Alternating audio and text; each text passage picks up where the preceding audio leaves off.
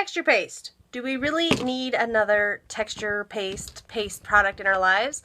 Is it any better than anything else? I'm not really sure, so let's take a look and find out as I open this up for the first time.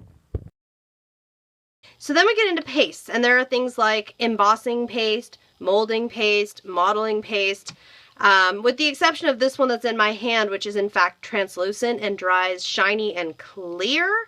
Every other time I see the word paste, what I'm getting is a product that's kind of like a peanut butter type consistency that's going to dry either white or semi-white and is going to really be a product that is going to add texture, add dimension in whatever way I apply it. So I just got this Ranger texture paste on my desk, and I'm going to go in assuming that this is going to be just like the other pastes. And I don't mean that in a way that's in a bad way. It's not a bad thing. I just mean that I don't think I have to treat it any differently or special versus other pastes that I've used. Now, right off the bat, I notice that, well, when I first touched the top, there was a little bit of grit to it, but I think that was just the very top because it looks pretty darn smooth. It feels light and fluffy, but you'll notice that it's holding whatever shape it was in. This is a very good thing. We want this in a paste because if I'm working with a paste, whether I'm stenciling or I'm building up the edge or maybe I'm using it to create build up texture in certain lines in certain areas, we want paste to stay put. We want paste that will stick wherever we happen to stick it. So what I'm going to do is I'm going to make myself a tag here. I'm giving this a good dry off because I really saturated this poor tag. But I wanted to, number one, because I wanted really rich color. Number two, I want to crumple it up. Not because it's garbage, because it's kind of soft right now, but it also has all that great color. So I'm going to get some really leathery, wrinkly, beautiful texture onto my tag, since we're doing a texture tag, right? And I'm going to make sure it's pretty dry, mostly because when I go in here now and I want to do, and I'll open up my paper towel once again, give myself a little more room. When I go to do my paste, I don't want a wet tag because I don't want the paste and the mediums to react. They will react somewhat because as soon as moisture and dilutions meet up, they interact. But I don't want it to be a ton. I don't want there to be like soaking wet medium sitting there waiting to react. Stars could be cool. You know what, you guys? I don't think I'm going wrong here as long as I pick one that has some good movement to it. So I'm going to go back to the first one that I had here. And this is one that I've done with various paste type mediums before. I'm going to use this. You could use anything. You could use your finger. You could use a credit card, a popsicle stick. I would recommend an old expired credit card, but you get my point. All you have to do is get a starting point and I like to put my blob of paste in the middle of the area I'm going to work on and then spread it out. I kind of think of it as like frosting a cake. Okay.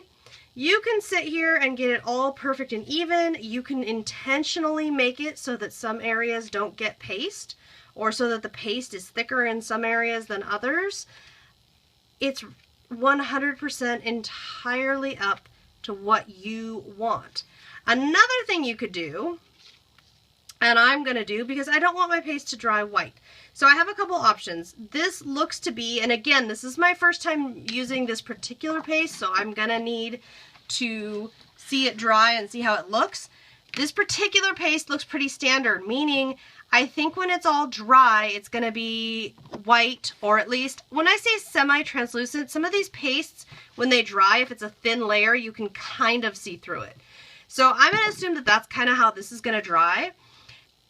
I could add, as long as it stays matte finish, which it doesn't say glossy, so I'm going to assume that it will, I can add color mediums after, things like Distress ink or whatever. But I'm also going to add some Dilutions mists right here because this is most excellent. I can absolutely color the paste while it's wet.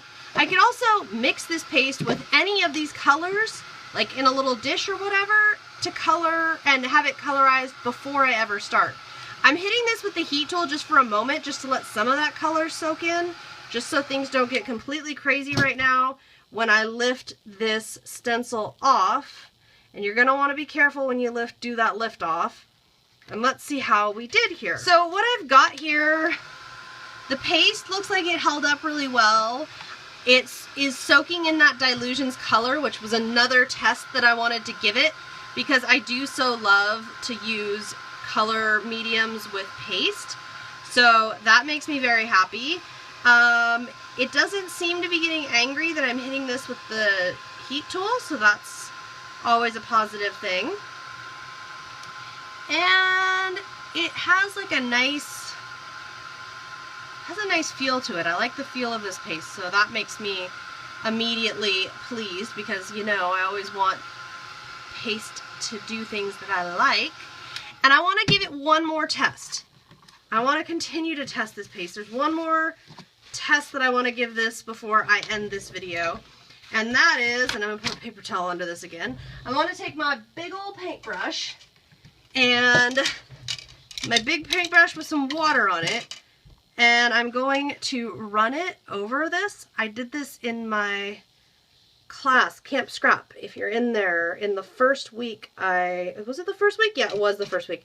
I showed this being done, and there's another example of it being done.